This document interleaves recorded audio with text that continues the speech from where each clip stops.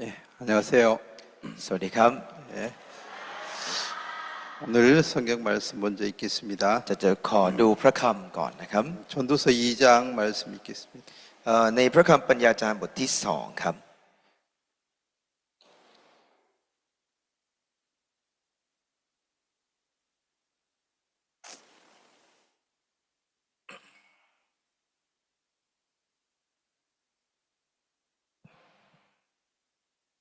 예, 2장 10절, 11절만 읽겠습니다. ปัญญาจารย์บทที่2ข้อที่10และข้อที่11 2ข้อเท่านั้นนะครับ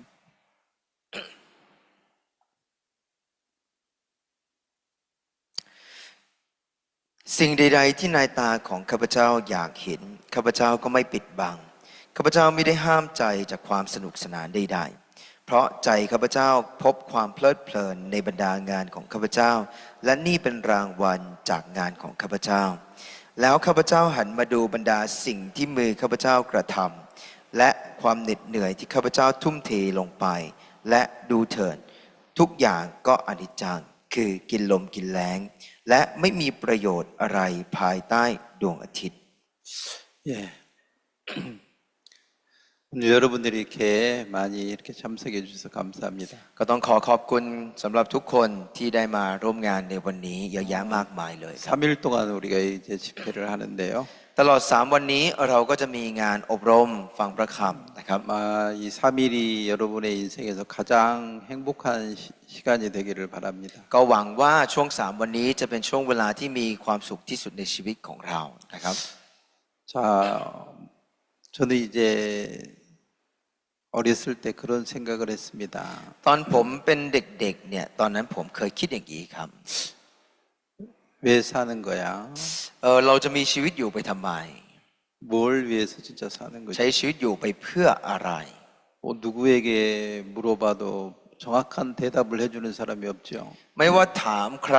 ก็ไม่มีใครให้คำตอบกับผมอย่างชัดเจน 그리고 진짜 하나님이 계신가? แล้วสิ่งผู้ที่เรียกว่าพระเจ้านั้นมีตัวตนเหรอ 천국이 있다고 하는데 ที่เรียกว่าสวรรค์มีจริงเหรอ 천국은 어떻게 가는 거야? แล้วสวรรค์เนี่ยมันคืออะไรและไปยังไง 지옥이 있는데 ที่เขาเรียกกันว่านรก 지옥에 가면 진짜 얼마나 고통스러울까? แล้วไปแล้วมันเป็นไงมันทุกข์ทรมานขนาดนั้นจริงเหรอ 한 번 정도 그런 생각을 하지만 คือครั้งหนึ่งในชีวิตเราอาจจะเคยคิดแบบนี้ครับ 그걸 그렇게 심각하게 생각하고 살지는 못했습니다. แต่ก็ไม่ได้คิดไตร่ตรองอย่างลึกหรือว่าอย่างเคร่งเครียดครับ 또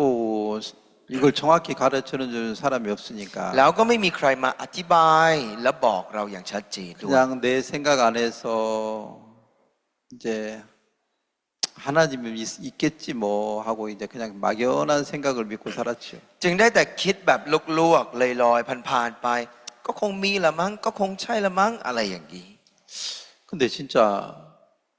하나님이 눈에 보이면 하나님이 믿기가 쉬운데 ถ้าหากว่า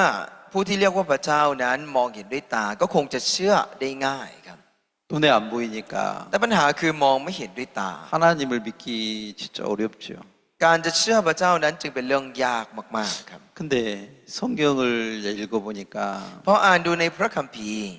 성경에는 어떻게 ใน 기록됐느냐 พระคัมภีร์ก็จะมีบันทึกบอกเอาไว้ว่า 하나님이 이 세상을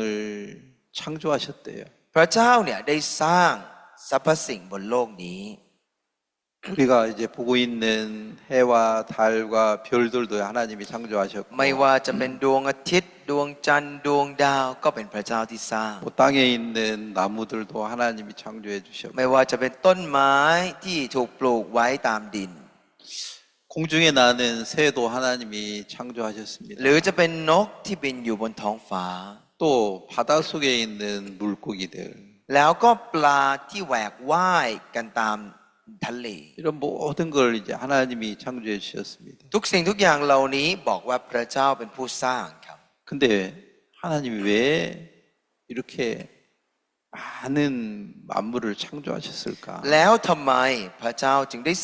สร้างสิ่งต่างๆหลากหลายมากมายครับ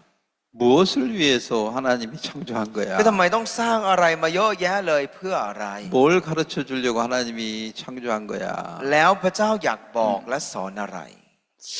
이걸 누가 가르쳐 줍니까? จะมีใครมาสอนเราบอกเราไหมครับ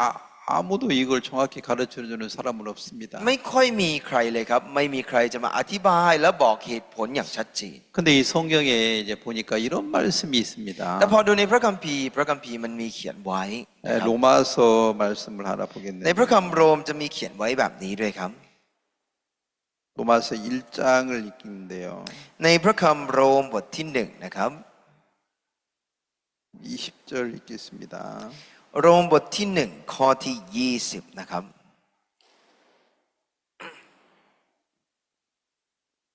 ตั้งแต่เริ่มสร้างโลกมาแล้วสภาพที่ไม่ปรากฏของพระเจ้านั้นคือฤทธานุภาพอันถาวรและเทวสภาพของพระองค์ก็ได้ปรากฏชัดในสรรพสิ่งที่พระองค์ได้ทรงสร้างฉะนั้นเขาทั้งหลายจึงไม่มีข้อแก้ตัวเลย 이 말은 무슨 말이에요? แปลว่าอะไรครับ 하나님이 이 세상을 만드신 이유는 เหตุผลที่พระเจ้าสร้างโลกนี้ขึ้นมานะครับ 하나님을 가르쳐 주려고. บอกว่าเพื่อที่จะให้รู้จักพระเจ้าหรือแจ้งให้เขาได้ทราบนั่นเอง 하나님이 어떤 분인 걸 가르쳐 주려고. ให้ได้รู้ว่าพระเจ้าเป็นยังไง 자, 해를 만드신 것은 สร้างดวงอาทิตย์ขึ้นมา 하나님이 해와 같은 분이시다. ก็ทำให้เห็นว่าพระเจ้าเป็นเหมือนดั่งดวงอาทิตย์อย่างไร 해가 없다면 ถ้าไม่มีดวงอาทิตย์ 사람이 낮에 일을도 못하겠죠. คนเราก็จะไม่สามารถออกไปทำงานในเวลากลางวันได้ 밤만 있다면 어떻게 일하겠어요? จะมีแค่กลางคืนอย่างเดียวแล้วเราจะไปทำงานกันได้ 해가 있으니까 만놈이 낮에 일할 수 있고 ความสว่างที่เรียกว่าดวงอาทิตย์จึงทำงานได้ครับ 또 해가 있으니까 이 열매들도 있고 แล้วดวงอาทิตย์ก็ทำให้เกิดผลเยอะแยะมากมาย 해 없으면 열매들이 안 읽어요. ถ้าไม่มีแสงอาทิตย์ก็ไม่มีผลเกิดขึ้นด้วยครับ 자, 해는 산이든 바다든 뭐 사람이든 돌이든 흙이든 똑같이 비춰주잖아요. ดวงอาทิตย์นั้นส่องมาสู่มนุษย์เรา หรือจะเป็นทะเลจะเป็นภูเขาจะเป็นที่ไหนก็จะส่องมาเหมือนกันไม่ได้แบ่งแยก 악한 사람이든 선한 사람이든 ไม่ว่าเขาจะเป็นคนดีหรือคนชั่ว 뭐 ก็ตาม 할머니든 애기든 ไม่ว่าเขาจะแก่สูงวัยหรือจะเป็นเด็กเล็ก 똑같이 비춰줘요. ก็ได้รับแสงเหมือนกันส่องให้เท่ากันเลย 그건 무슨 말입니까? แปลว่าอะไรครับ 하나님은요, พระเจ้าเนี่ยนะครับ 악한 사람이든 선한 사람이든 ไม่ว่าจะเป็นคนชั่วร้ายหรือจะเป็นคนดี 똑같이 사랑해요. พระเจ้าก็รักคนเราเหมือ 뭐 นกัน 아프리카 사람이든 한국 사람이든 매와- 태국 사람이든 ไม่ว่าเขาจะเป็นชาวแอฟริกันจะเป็นชาวเกาหลีเป็นคนไทยจะเป็นคนชาติไหนก็ตาม 똑같이 사랑하고 계십니다. ก็รักเหมือนกันเลยนั่นเอง 어떤 나라는 덜 사랑하고 어떤 나라는 더 사랑하고 이런 것도 없어요. มันไม่มีแบบว่าโอ้ยรักประเทศนี้มาก แล้วก็รักประเทศนี้น้อยคนแบบนี้น้อยอะไรอย่างนี้ 근데 사람들은 하나님의 마음을 잘 모르니까 แต่พอคนเราไม่รู้ใจของพระเจ้า 어떤 생각을 믿습니까? ก็เลยคิดว่า 악한 사람은 하나님인 저주하고 착한 사람만 복 준다. อ๋อพระเจ้าแช่งสาปคนชั่วร้ายและส่วนคนดีๆ พระเจ้าอวยพรชอบคนเหล่านั้น 그건 틀린 생각이에요. นั่นเป็นความคิดที่ผิดครับ 햇빛이 도둑놈한테는 조금 비치고 뭐 선한 일을 많이 한 사람 많이 비칩니까? แสงอาทิตย์มันส่องให้แก่คนดีๆทำดีๆ เท่านั้นหรอครับ ไม่ได้ส่องให้แก่คนที่ไปขโมยไปคนทำไม่ดีหรอกครับ 살인범에게는 햇빛이 안 비칩니까? หรือฆาตกรเนี่ยพระเจ้าแสงไม่ส่องไปถึงเขาหรอกครับ 똑같이 비쳐요. ก็มีแสงอาทิตย์ส่องเหมือนกันเลย 악한 사람이든 선한 사람이든 ไม่ว่าคนคนนั้นจะเป็นคนดีหรือคนชั่วก็ตาม 해는 똑같이 비치는 거예요. แสงอาทิตย์นั้นก็ส่องไปถึงคนคนนั้นเหมือนกัน 근데 인간들은 어떤 생각을 해요? คนมักจะคิดครับ 하나님은 착한 사람만 사랑하고 악한 사람을 미워하고 ว่าพระเจ้าก็คงจะรักคนดีๆ ส่วนคนเร็วๆไม่ดีเนี่ยก็จะเกลียดเขา 그것은 인간이 하나님을 잘못 이해하는 겁니다. นั่นเป็นเพราะว่ามนุษย์เราเนี่ยเข้าใจพระเจ้าผิด 자, 하나님이 해를 왜 만든 거예요? พระเจ้าสร้างดวงอาทิตย์ขึ้นมาเพื่ออะไร 해는 모든 사람 똑같이 비쳐요. แสดงให้เห็นว่ามันส่องมาสู่คนเราเหมือนกันทุกคน 그 그것처럼 하나님은 모든 인간을 사랑하지 คือหมายความว่าพระเจ้าก็รักมนุษย์เราทุกคนเหมือน 뭐 กัน 간음하고 살인하고 악한 짓을 하는 사람들은 하나님이 미워하고 착한 일만 하는 사람은 하나님이 사랑하고 ไม่ใช่ว่าคนที่ล่วงประเวณีค่ะคนทำไม่ดีมาเนี่ยพระเจ้าเกลียดและส่วนคนที่ทำดีๆพระเจ้าจึงจะรัก 그건 우리 인간의 생각이에요. อันนั้นเป็นเพียงความคิดของคนเราเท่านั้น 자, 하나님이 만물을 왜 만들었다고요? พระเจ้าสร้างสรรพสิ่งเหล่านี้ขึ้นมาเพื่ออะไรนะครับ 하나님의 사랑을 가르쳐 주려고 เพื่อสอนให้เห็นถึงพระเจ้าความรักของพระ 하나님이 เจ้า 살아계신다. สอนให้เห็นว่าพระเจ้าทรงพระชน 우리 눈에는 안 보이지만 แม้จะมองไม่เห็นด้วยตาของเรา 해와 같은 분이시다. แต่เป็นผู้ที่เป็นเหมือนแสงอาทิตย์ 그걸 이제 인간들에게 좀 많이 가르쳐 주고 싶었던 거죠. อยากจะสอนสิ่งเหล่านี้ให้มนุษย์เราได้รู้ครับ 자, 그래서 여기 성경에 뭐라고 그랬어요? พระคัมภีร์ตรงนี้จึงมีบอกว่า 영원하신 능력과 신성이 그 만드신 만물을 통해서 알 수 있다는 거죠. บอกว่าฤทธานุภาพอันถาวรและเทวสภาพของพระองค์ ก็ได้ปรากฏชัดในสรรพสิ่งที่พระองค์ได้ทรงสร้าง 그래서 핑계하지 못하도록 เสร็จแล้วก็บอกว่าฉะนั้นเขาทั้งหลายจึงไม่มีข้อแก้ตัวเลย 아, 하나님 눈에 안 보이니까 나는 하나님 못 믿겠어요. คนบางคนบอกว่าอ๋อก็พระเจ้ามองไม่เห็นด้วยตานี่มันจะไปเชื่อได้ยังไงไม่มีหรอก 이런 말을 못하게 이런 태양을 만들어 가지고 พระเจ้าเขียนไว้ในนี้ว่า เธออย่ามาแก้ตัวไม่ให้พูดแบบนั้น คือมีดวงอาทิตย์มีอย่างอื่นให้เห็น 하나님의 존재를 가르쳐 주었다는 거죠. คือได้ทำให้เห็นแล้วว่ามีพระเจ้าอยู่แล้วพระเจ้าทำอย่างนี้นะ โดยผ่านทางสิ่งที่พระองค์สร้าง 근데 사람들은 나 하나님을 눈에 안 봤으니까 하나님 못 믿겠어요. คนอาจจะคิดว่าอ๋อก็ฉันไม่เคยเห็นพระเจ้าด้วยตาเนี่ยมันจะไปเชื่อได้ยังไงอ่ะ 이런 말을 못하게 하는 거예요. ทำให้คนไม่สามารถแก้ตัวหรือพูดอย่างนี้ 여러분이 ได้ 하나님의 마음을 잘 못 ตอน 헤아리니까 ที่เรายังไม่เข้าใจถึงจิตใจของพระเจ้า 제가 그 하나님의 마음을 받아가지고 ผมจึงต้องรับจิตใจนั้นก่อน 여러분에게 오늘 지금 설명하고 แล้ว 있으니까 วันนี้ผมจึงอธิบาย 오늘 여러분이 말씀을 정확히 들으면 ถ้าหากว่าทุกคนได้ตั้งใจฟังสิ่งเหล่านี้ 하나님의 마음을 만날 수 있는 거예요. เราจะเริ่มพบเจอใจของพระเจ้า 하나님을 어떻게 만나나 하고 이제 여러분이 궁금했을 텐데 บางท่านอาจจะเคยสงสัยว่าพระเจ้าเราจะไปเจอพระเจ้าได้ยังไง 근데 여러분이 이런 말씀을 정확히 들으면요 แต่ถ้าหากว่าเราลองฟังพระคำอย่างชัดเจนดู 하나님을 만날 수 있는 것입니다. เราจะสามารถพบใจของพระเจ้า 하나님은 어떤 분이라고 그랬느냐면 พระคัมภีร์อธิบายว่าพระเจ้าเป็นแบบไหน 자, 성경에 이런 말 요한복음 1장을 ลอง 보겠습니다. ดูในพระคำยอห์นนะครับยอห์นบทที่หนึ่งครับ 1장 1절에서 ยอห์นบทที่หนึ่งข้อที่หนึ่ง 태초에 말씀이 계시니라 이 말씀이 곧 하나님인 ในปฐมกาลพระวาทะดำรงอยู่ และพระวาทะทรงสถิตอยู่กับพระเจ้า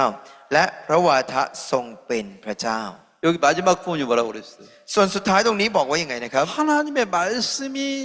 곧 하나님이에요. พระวาทะคือคำพูดของพระเจ้าหรือพระคำของพระเจ้านั่นก็คือพระเจ้าบอกอย่างนี้ครับ 이 성경 말씀이 곧 하나님이에요.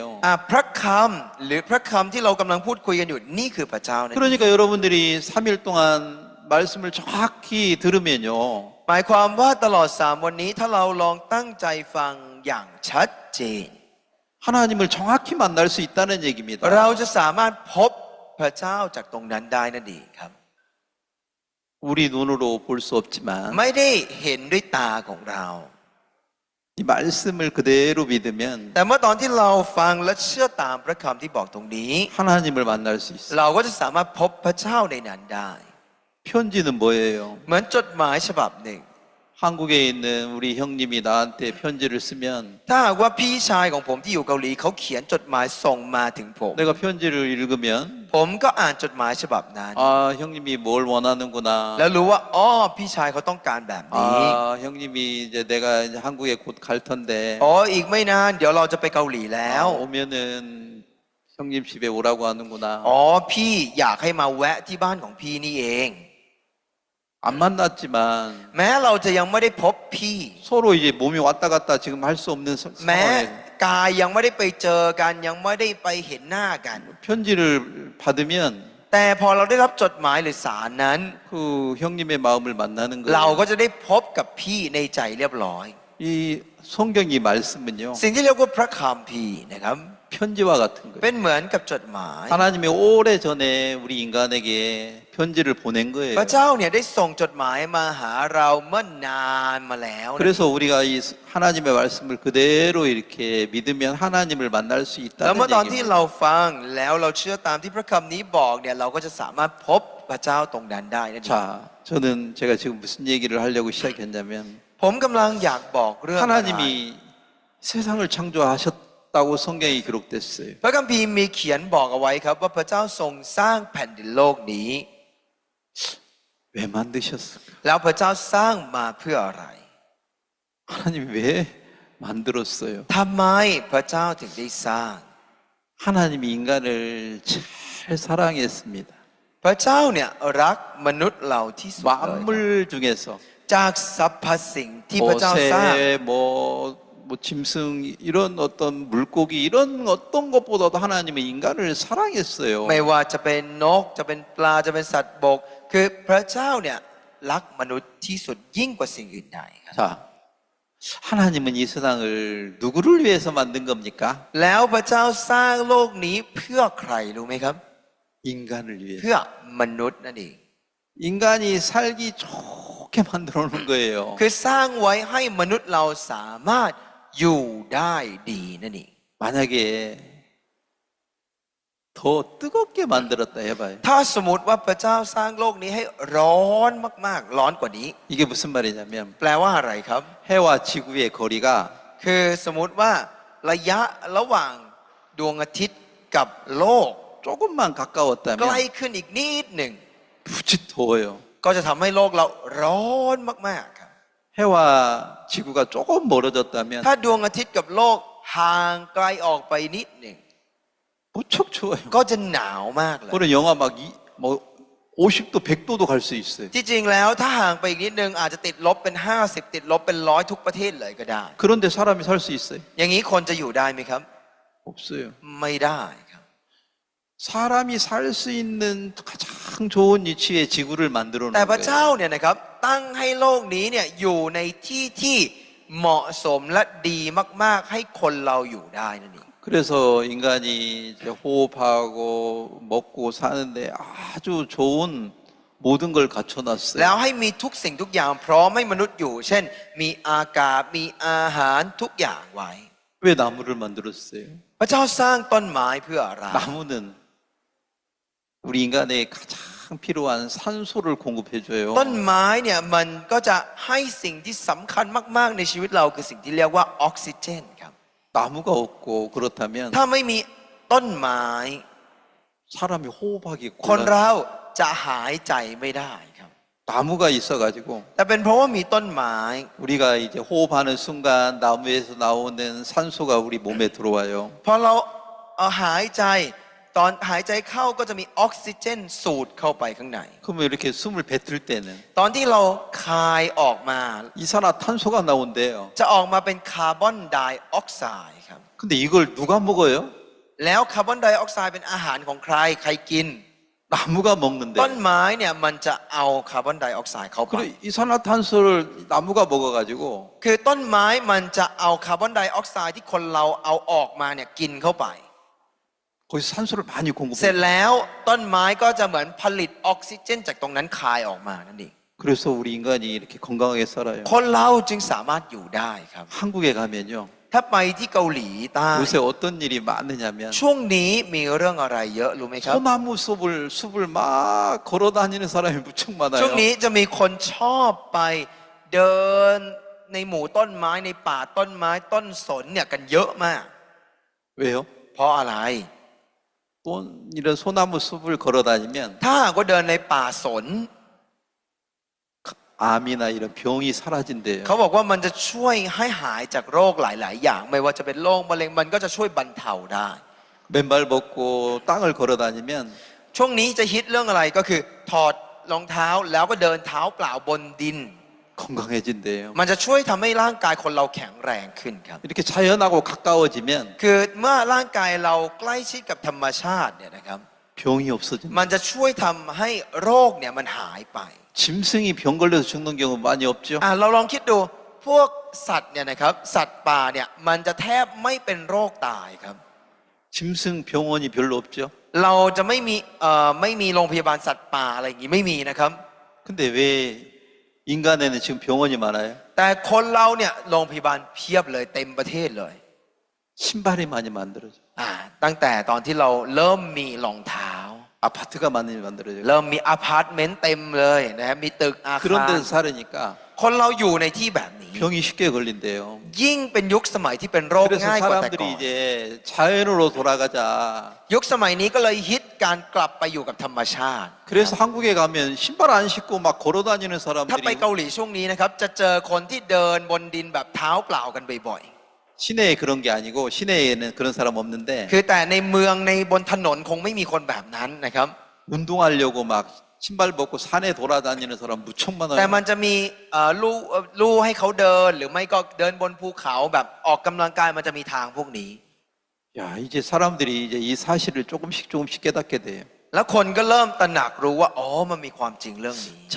다시 얘기합니다. พูดอีกครั้งหนึ่งนะครับ 하나님은 이 세상을 만물을 만드셨는데 พระเจ้าเนี่ยสร้างโลกนี้สร้างสรรพสิ่งขึ้นมา 누가 살기 좋게 만들었어요? แล้วสร้างไว้ให้ใครสามารถอยู่ได้ดีนะครับ 인간이 살기 좋게. มนุษย์นั่นเองนะครับ 인간이 편안하게 잘 살면 คนเราก็จะสามารถอยู่อย่างสบาย 그러면 ได้ 인간은 그냥 편안하게 잘 살고 내 욕망대로 살면 그게 인생이 끝인가? แล้วคำถามก็คือถ้าอย่างนั้นเราใช้ชีวิตง่ายๆสบายๆบนโลกนี้ นี่คือทั้งหมดของชีวิตแล้วเหรอ 하나님, 자, 하나님은 인간을 위해서 만물을 만드셨다면 ถ้าสมมติว่าพระเจ้าได้สร้างต้นไม้เพื่อคนเรา 만물에 있는 이런 공기나 산소 이런 걸 마시면서 แล้วคนเราก็สูดอากาศออกซิเจนที่อยู่รอบๆร่างกายเราเนี่ยสูดเข้าไป 뭘 해야 되겠어요? แล้วสิ่งที่เราควรจะทำคืออะไร 자, 하나님이 인간을 살기 위해 이렇게 좋은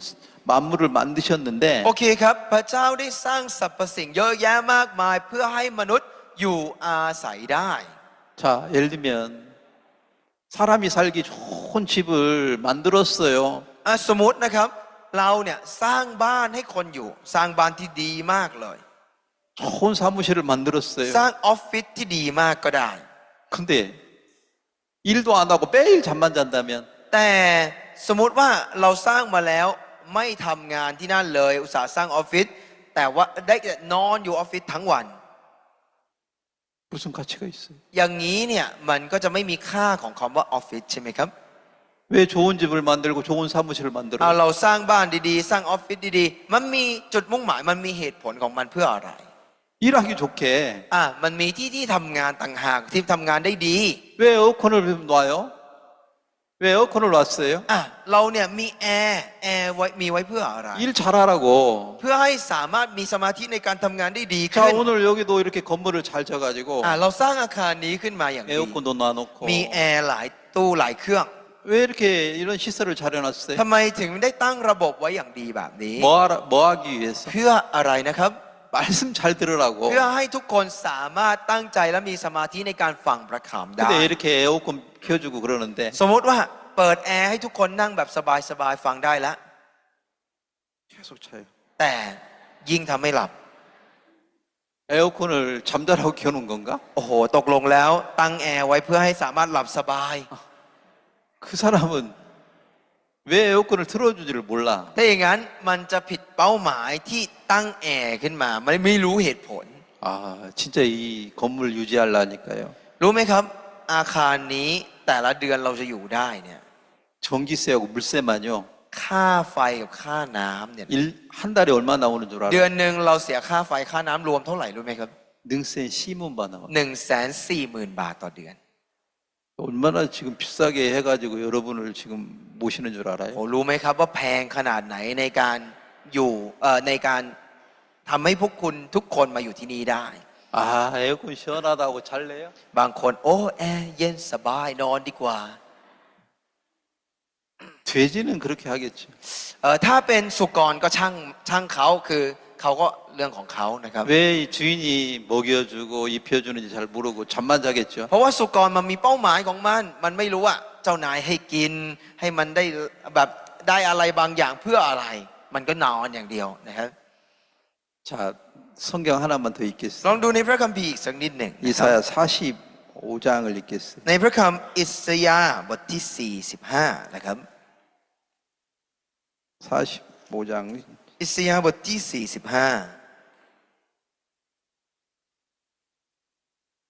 18절에 보면 45 ข้อที่ 18 นะครับ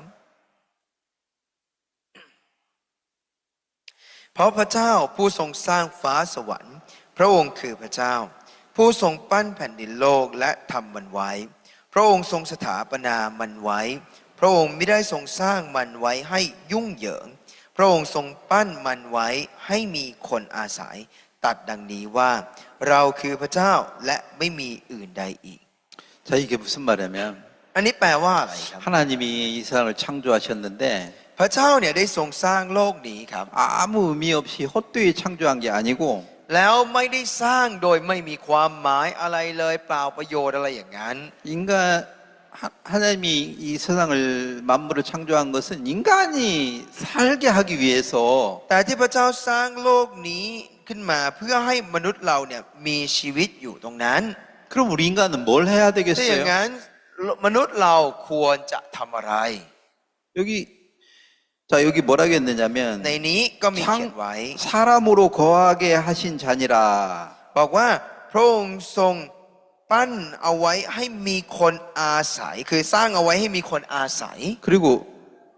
그 말씀에 나는 여호와라 나 외에는 다른 이가 없는 것을 가르쳐 주고 싶은 หลัง 거예요. จากนั้นบอกว่าตัดดังนี้ว่าเราคือพระเจ้าและไม่มีอื่นใดอีก มันมีสิ่งหนึ่งที่พระเจ้าอยากสอนคือสิ่งนี้ 하나님이 나를 사랑하고 อ๋อ 계시는구나. พระเจ้ารักเราอยู่นะ 이걸 좀 가르쳐 주고 พระ 싶어가지고 เจ้าก็อยากบอกสิ่งเหล่านี้ 다시 얘기하면 พูดอีกครั้งหนึ่งนะครับ 인간이 이 세상에 지금 하나님 만드신 이 세상을 살고 있습니다. คนเราเนี่ยใช้ชีวิตกันอยู่บนโลกนี้ที่พระเจ้าสร้างครับ 그러면 인간은 ถ้าอย่างนั้นคนเรา 인간이 뭘 해야 되겠어요? ควรจะทำอะไร 인간의 ดี 본분은 หน้า 뭐겠어요? ที่ของคนเราคืออะไร 자, 전도서 12장을 มี 보겠어요. เขียนไว้ในปัญญาจารย์บทที่ 12 ครับ 여러분 이거 잘 기억해 두십시오. อยากให้ทุกคนได้จำเอาไว้ 뭐 ดี 이렇게 ๆนะครับ 여러분 노트에다 좀 적어 แล้วก็จ 놓고 ดเอาไว้นะครับ 이거 이런 말씀 제가 여러분은 성경 읽어도 이걸 다 못 찾았는데 เพราะว่าปกติเราไปหาอ่านกันเองหาไม่เจอไม่รู้เรื่องนะครับ 제가 이걸 여러분에게 꼭 필요한 부분만 정확히 찾아가지고 여러분에게 말씀드리는 แต่เนี่ยครับ 거예요. ผมเนี่ยกำลังเปิดเฉพาะข้อสำคัญที่เราจะต้องรู้ในตอนนี้ แล้วเปิดให้ทุกคนดูก็จดเอาไว้ดีๆนะครับ 자, 전도서 12장 13절 ปัญญาจารย์บทที่ 12 นะครับ ข้อที่ 13 จบเรื่องแล้วได้ฟังกันทั้งสิ้นแล้ว จงยำเกรงพระเจ้าและรักษาพระบัญญัติของพระองค์ เพราะนี่แหละเป็นหน้าที่ของมนุษย์ทั้งปวง 인간의 본분은 뭐라고요? หน้าที่ของมนุษย์ทั้งปวงคืออะไรนะครับ 하나님을 두려워하면서 섬기는 거. คือการยำเกรงพระเจ้านั่นเอ 그게 ง 무슨 말이에요? แปลว่าอะไรครับ 두려워하면서 섬기는 거. ยำเกรงพระเจ้าหมายถึง เกรงกลัวและปฏิบัตินั่นเอง 두려워하면서 말씀을 듣는 พวก 거예요. นี้ก็คือรู้จักที่จะเกรงกลัวแล้วฟังนั่นเอง 근데 เชื่อฟัง 말씀 시간에 เวลาที่เราฟังพระค 계속 졸아요. ำบางคนอาจจะง่วงแล้วหลับนะครับ 어떤 엉뚱한 생각만 หรือ 해요. บางคนอาจจะคิดนอกเรื่องคิดไปโน่นคิดไปนี่ 그건 인간이 아니에요. เท่ากับว่าเราไม่ได้ทำหน้าที่ของมนุษย์อยู่ 인간이 해야 될 것은 หน้าที่ที่คนเราจะมีอยู่นะครับ 이렇게 공기도 주고 ที่พระเจ้าให้ทั้งอากาศ 이렇게 에어컨도 켜주고 하이, 이렇게 에디디 건물 바니. 좋게 지었으니까 หรือสร้างอาคารนี้มาดีๆ เพื่อ 말씀을 진짜 마음으로 들어야 돼요. จะให้ได้ฟังพระคำด้วยใจตั้งใจฟัง 그런 일을 해야 되는데 แล้วนั่นก็คือสิ่งที่เราควรจะทำ 이것도 안 한다면 แต่ถ้าหากว่าไม่ทำอย่างนั้น 하나님이 준 거 먹고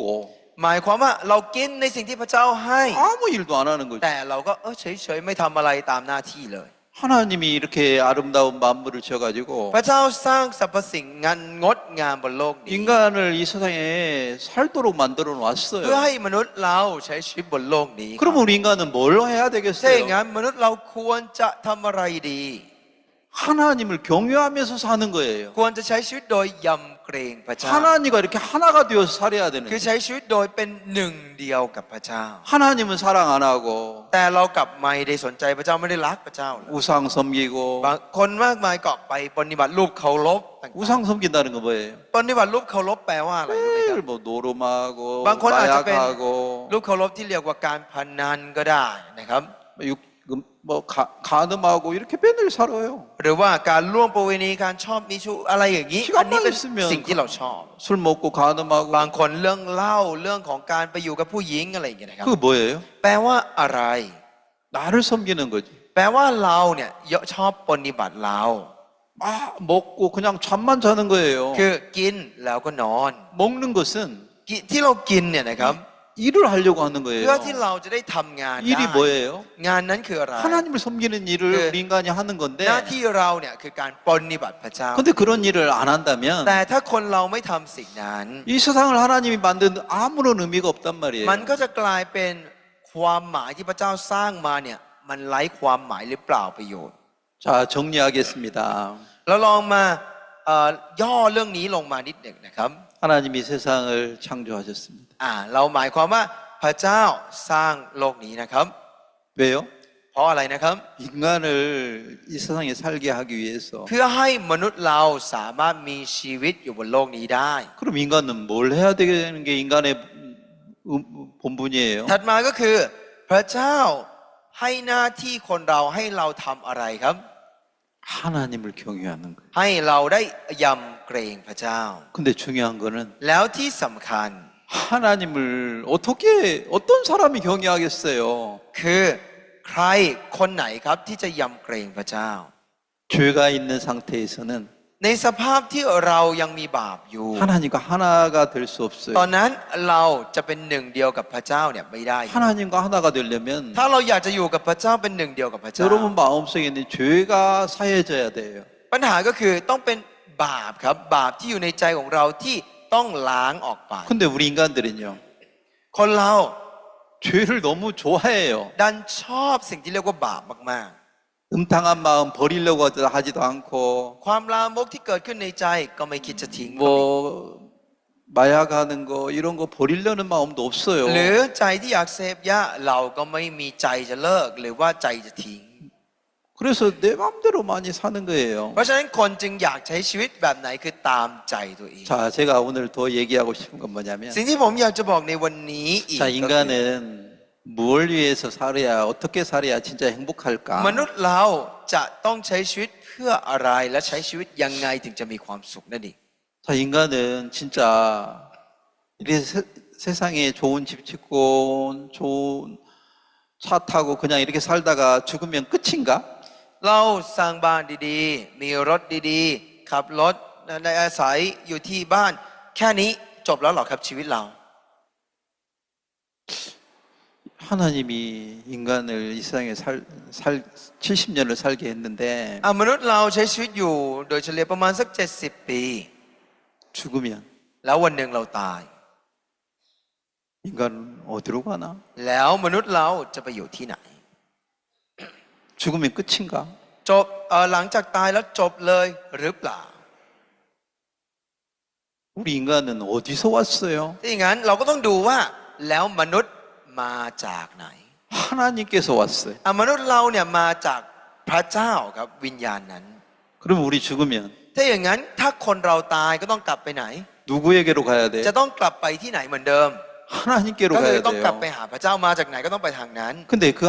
하나님이 계신 곳은 แต่ที่พระเจ้าอยู่เนี่ย 천국이에요. เป็นที่ที่เรียกว่าสวรรค์ครับ 근데 천국은 แต่ที่ที่เรียกว่าสวรรค์เนี่ย 거룩한 곳이에요. เป็นที่ที่สะอาดบริสุทธิ์ครับ 거룩한 곳에서는 ที่ที่บริสุทธิ์นั้น 죄가 있는 사람은 못 가는 คนที่มี 거라. บาปเนี่ยก็เข้าไปไม่ได้ 그러면 인간들 마음속에는 ถ้าอย่างนั้นในใจของมนุษย์เรา 어떤 마음을 하나님이 만들어 놨겠어요? พระเจ้าสร้างอะไรไว้ในใจของมนุษย์เรารู้ไหมครับ 야, 나도 천국에 가고 싶다. คือมีใจที่รู้สึกว่า อยากไปสวรรค์นะ 야, 천국에 가려면 어떻게 하지? เฮ้ยถ้าจะไปสวรรค์ต้องทำไงดี 아, 거룩한 사람이 간다고 ได้ยิ 하는데 นว่าคนต้องสะอาดบริสุทธิ์ถึงจะไปได้ 내가 어떻게 내 마음에 있는 죄가 사해질 수 ถ้าอย่าง 있을까? นั้นเราจะล้างบาปที่อยู่ในใจของเราได้ยังไงเนี่ย 이걸 생각할 수 있는 게 คือการคิดแบบนี้ได้ 인간이에요. นี่คือมนุษย์นั่นเอง 짐승은 그런 생각 ถ้า 못해요. เป็นสัตว์เนี่ยมันจะไม่คิดเรื่องพวกนี้ 짐승은 죽으면 어째요? สัตว์เนี่ยมันตายแล้วมันเป็นไงครับ 그냥 흙으로 가요. มันก็แค่ตายแล้วก็กลับไปที่ดินแค่นั้นจบ 아니면 사람 입속으로 들어가든. หรือมันตายเพื่อที่จะเป็นอาหารให้มนุษย์ก็คือกินเข้าไปในปากก็ใช่ 근데 사람은 죽으면 แต่คนเราถ้าคนเราตายนะครับ 하나님께로 간대요. จะมีส่วนที่ต้องกลับไปคือกลับไปหาพระเจ้านั่นเอง 근데 여러분은 생각하기를 ในความคิดของพวกเรา 에이 죽으면 천국 지옥이 어디가 있어? บางคนก็คิดว่าอ๋อตายแล้วมันจะมีอะไรมันจะมีนรก เอ้ย มันจะมีสวรรค์หรอ 그런 거 มันไม่มีหรอกนะครับ 이렇게 생각하는데 ก็จะคิดในลักษณะนี้ 근데 자 오늘 제가 더 얘기하고 싶은 건 바로 이런 거예요. วันนี้สิ่งที่ผมอยากจะพูดต่อคือเรื่องแบบนี้นะครับ 3장에 전도서 3장에 보면 ในปัญญาจารย์บทที่11절에 이런 말이 3 있어요. ข้อที่11จะมีบอกอย่างนี้นะครับ พระองค์ทรงกระทำให้สรรพสิ่งงดงามตามฤดูกาลของมัน พระองค์ทรงบรรจุนิรันดร์การไว้ในจิตใจของมนุษย์ แต่มนุษย์ยังมองไม่เห็นว่าพระเจ้าทรงกระทำอะไรไว้ตั้งแต่ปฐมกาลจนการสุดปลาย 이게 무슨 말이에요? แปลว่าอะไรครับ 인간의 마음에 어떤 마음을 넣어놨어요? ในใจของมนุษย์เราพระเจ้าได้บรรจุได้ใส่อะไรไว้นะครับ 영원한 것을 사모하는 마음. ใส่ใจที่เรียกว่าต้องการสิ่งที่เรียกว่านิรันดร์การ 쉽게 얘기하면 แปลว่าอะไรง่ายๆเลย 천국 가고 싶은 마음을 다 คือ 넣어놨대요. ให้ใจกับคนเราคือมีใจอยากไปที่เรียกว่าสวรรค์เนี่ยอยู่ในใจของคน 근데 여러분이 진짜 천국에 가는 걸 가장 원해요. แน่นอนคนเราต้องการครับอยากไปสวรรค์ครับ 진짜 태어나서 이 세상에 살다가 เราใช้ชีวิตเกิดมาบนโลกนี้ 죽으면 แล้ววันหนึ่งเราตาย 하나님 앞으로 가야 되는 거라. ยังไงวันหนึ่งเราจะต้องกลับไปครับกลับไปหาพระเจ้า 가장 행복한 사람이에요. แล้วนั่นก็คือคนที่มีความสุขที่สุด 나는 제가 오늘 아침부터 새벽부터 일어나가지고 ผมตื่นขึ้นมาในเช้ามืดวันนี้ 뭘 막 계속 찾았느냐면 แล้วผมหาอะไรเรื่อยๆรู้ไหมครับ 거북이가 제일 오래 산다고 하는데 ได้ยินว่าเต่าเนี่ยมีชีวิตยืนยาวที่สุด 물론 다른 짐승들도 오래 사는 짐승 많은데 ก็คือสัตว์อื่นๆมันก็มีตัวหลายตัวที่มีชีวิตยืนยาวนะครับ 뭐 거북이는 200년까지도 산대요. แต่ว่าเต่าเนี่ยบางตัวอยู่ได้เป็น200ปีนะครับ 소는 200년 사나? วัวถึงไหมครับ200ปี 에? 못 살겠죠. ไม่ถึงใช่ไหมครับ 호랑이는 แล้วเสือล่ะครับ 코끼리는 หรือช้าง 그렇게 못 사는 것 ไม่ 같아요. มีตัวไหนอยู่ได้ขนาดนั้นนะครับ 근데 이 거북이가 오래 산대요. แต่เต่าเนี่ยมันอยู่ได้นานมาก 근데 이 거북이들이 이렇게 살다가 오래 살으면 진짜 오래 사는데 คือเต่าเนี่ยมันถ้าจะให้มันอยู่นานเนี่ยมันก็อยู่นานนะครับ 가끔 이제 거북이들이 지금 많이 죽어가 병 걸려서 죽는 거북이들도 있어가지고 แต่ปัจจุบันก็มีเต่าที่ตายเยอะแยะมากมายเลย 아니 얼마 전에 내가 그 유튜브를 보면서 깜짝 놀랐어요. เมื่อไม่นานมานี้ผมเปิดดูคลิปวิดีโอใน YouTube แล้วก็ตกใจครับ 한국에 있는 거북이들이 많이 죽는데요. คือได้ยินว่าเต่าในประเทศเกาหลีใต้เนี่ยเริ่มตายเยอะขึ้นเรื่อยๆเรื่อย 그래가지고 어떻게 했냐면 ๆที่เกาหลีจึงทำยังไง 베트남에 있는 거북이를 ไปเอาเต่าที่อยู่ในเวียดนาม 비행기로 싣고 왔는지 ขนมาทางไม่แน่ใจว่าเครื่องบินหรือเปล่า 배로 싣고 หรือ 왔는지 ทางเรือ 한국 여수라는 그 도시에 이제 키웠는 거예요. แล้วเอามาเลี้ยงไว้ในเมืองที่เรียกว่าเมืองยอซูครับ 그래가지고 이제 그 인공으로 수정을 시켜가지고 새끼를 낳게 แล้ 했어요. วเขาก็พยายามผสมพันธุ์นะครับด้วยทางการแพทย์ด้วยวิทยาศาสตร์เนี่ยนะพยายามให้มันมีลูกเยอะๆเรื่อย 이제 그래서 이제 거북이들이 많아져가지고 ๆทำให้มันขยายพันธุ์ของมันคือมีเต่าเกิดขึ้นมากมาย 이제 시험을 해보려고 แล้วเขาอยากจะลองเอามาทดลองดู 거북이 등에다가 이제 네이다 같은 걸 붙여가지고 아니 그 네이다 망 같은 거 อ่ะ 이렇게 ก็ 붙여가지고 ก็เอา เต่าเนี่ยมาแล้วก็ติดคล้ายๆเป็นเครื่องจับสัญญาณไว้ตรงหลังของเต่าครับ 이 진짜 이 거북이가 베트남까지 자기 고향을 찾아갈까? อยากรู้ว่าเต่าเนี้ยมันจะกลับไปถึงบ้านเกิดของมันที่เวียดนามไหม 저기 한국에서 베트남까지는 4,000km가 된대요. จากเกาหลีไปเวียดนามเนี่ยประมาณ 4,000 กิโล 여러분 같으면 헤엄쳐서 한국에서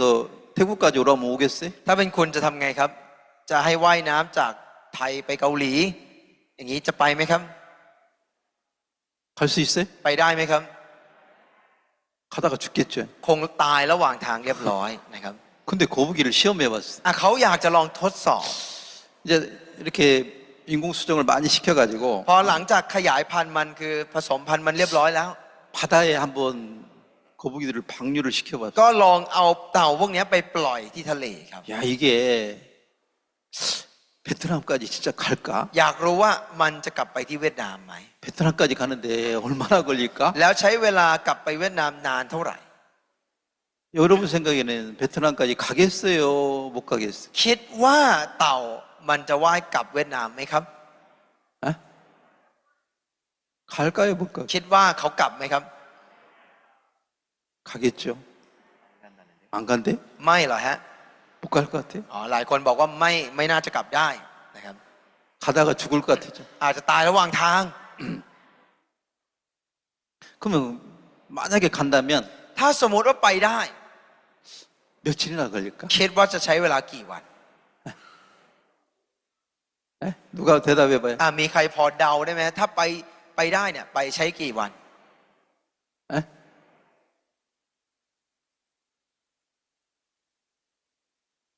เท่าไหร่นะครับ 이렇게 다 잠자나? หลับกันไปหมดแล้วเหรอครับ 얼마나 걸릴 것 같아요? คิดว่าประมาณสักกี่วันถ้าใช้เวลาเนี่ย 에? 1 ปี 아, 능비. มีคนบอก1 ปี 진짜 거북이는 거북이네. โอ้โหเต่าจริง 진짜 느리게 가네. ๆ ช้าจริงๆนะฮะ 거북이는 천천히 가는데. 거북이는 걸어서 갔다면, 만약에 육지로 이렇게 육로로 갔다면, คือถ้าเต่ามันเดินแบบ เดิน 한 บก 10년도, เนี่ย 10년도 더 걸렸을 ผม 것 ว่า 같아요. มันก็คงจะใช้เวลาสัก10 ปีแหละฮะ 근데 거북이는요, แต่เต่าเนี่ยนะครับ 이 육지에서는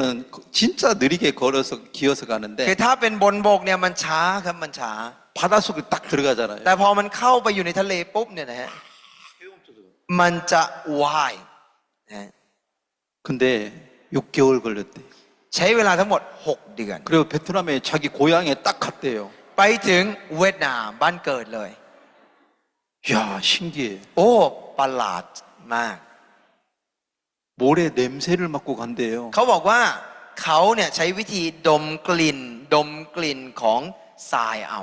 자기 고향 냄새가 있대요. เขาบอกว่ามันจะมีกลิ่นไอของบ้านเกิดเขา 그 냄새를 맡고 자기 고향을 찾아서 แล้ 간대요. วก็ตามกลิ่นนั้นไปที่บ้านเกิดครับ 이야, 신기하다. โอ้โหสุดยอดมากใช่ไหมครับ 실제로 한국에서 시험을 ซึ่ง 해봤어요. อันนี้เขาทดลองจริงๆนะครับ 그러면서 야, 기적이 일어났다고 사람들이 แล้ว 생각해요. คนมากมายก็เลยคิดว่าโอ้โหมันเป็นสิ่งที่เป็นปาฏิหาริย์เป็นสิ่งอัศจรรย์ 야, 어떻게 거북이에게 그런 지혜가 있나? โอ้ทำไมเต่ามันถึงได้มีสติปัญญาทำแบบนี้ได้ 야, 바닷속에 한번 딱 들어가면요. พอเข้าไปในทะเลปุ๊บ 7시간은 그냥 바닷속에 있어도 숨을 안 쉬고 갈 수 있대요. เต่าเนี่ยมันจะสามารถไม่ต้องหายใจไม่ต้องขึ้นมาหายใจเนี่ยประมาณ7 ชั่วโมง คือว่ายไปได้เรื่อย 7시간 만에 밖으로 이렇게 나왔다가 ๆ หลังจากนั้นค่อยโผล่มาเหนือน้ำแล้วหายใจแล้วก็ว่ายต่อ 그렇다. 바다에서 헤엄쳐서 มัน 간다. ก็จะว่ายไปเรื่อย 야, 신기하다. ๆ โอ้ประหลาดมากนะครับ 야, 진짜 이런 일이 있나? มันมีเรื่องแบบนี้ด้วย 한국에서 왜 이렇게 해봤느냐면 ที่เกาหลีเขาทำแบบนี้ 미국에 있는 거북이들도 많이 이제 멸종이 돼가지고 เพราะว่าอย่างที่อเมริกาเองก็มีเต่าครับ แต่ว่าเต่าของอเมริกาแทบจะสูญพันธุ์หมดแล้ว 에콰도르에 있는 미국 옆에 에콰도르라는 나라가 섬나라가 있는데 แต่ก็เลยไปที่เอกวาดอร์เอกวาดอร์จะอยู่ใกล้ๆกับอเมริกานะครับเป็นประเทศ 거기 ที่อยู่ 있는 ข้างล่าง 거북이를 ก็ไปเอาเต่าจากตรงนั้น 미국에 가져와서 มาไว้ที่อเมริกา 이제 인공 수정을 시켜가지고 막 거북이를 많이 낳게 했어요. พอผสมพันธุ์มันแล้วทำให้มีเต่าเยอะมาก 그래서 그 에콰도르에 있는 그 거북이를 20살이 된 것을 가져와 가지고 คือไปเอาเต่าที่มีอายุ 20 ปีจากเอกวาดอร์มา 그래가지고 이제 미국으로 데려왔는데 พามาถึงที่อเมริกา 몇 년 동안 아이를 이제 새끼를 낳느냐면 แล้วก็ปล่อยให้มันผสมพันธุ์มีลูกไปเรื่อยๆจนถึงกี่ปี 87년 동안 애를 낳게 จน 해가지고 มันเนี่ยอายุ 87 ปี 그 거북이들이 한 2,000마리가 이제 나왔대요. แล้วก็มีเต่าเนี่ยเป็น 2,000 กว่าตัวนะครับ 14마리를 갖다가 คือจาก 14 ตัว 한 마리가 2,000마리를 낳은 게 아니고 ไม่ใช่ตัวหนึ่งมี 2,000 นะครับ 그 거북이도 암컷 수컷을 같이 มันก็ต้องมี 가져와가지고 ทั้งตัวผู้ตัวเมียนะครับ 다 합쳐서 암컷 수컷 합쳐서 17마리를 가져와가지고 14마리를 เอา 가져와가지고 มาทั้งหมดเนี่ย14 ตัวครับ 87년을 키우니까 แล้วก็เลี้ยง 87 ปี 거의 2,000마리가 ได้ 넘었대요. เต่ามาโตมาประมาณ 2,000 ตัว 그래서 이제 거의 100살이 넘은 107살이 됐겠죠. แล้วเท่ากับว่าเต่าตัวนี้มันก็อายุประมาณสัก107 ปีแล้วนะครับ 그 거북이를 미국에서 이제 바다에 방류를 시켜봤대요. แล้วก็ลองปล่อยจากทะเลอเมริกาครับ 근데 에콰도르로 가더래요. แล้วมันก็กลับไปที่เอกวาดอร์ 아, 이런 시험을 하는 것을 이제 한국 사람이 배운 คือ 거죠. คนเกาหลีเนี่ยได้ยินเรื่องพวกนี้มาว่ามีการ 그래서 ทดลองแบ 이제 บนี้ 베트남에 있는 거북이를 갖다가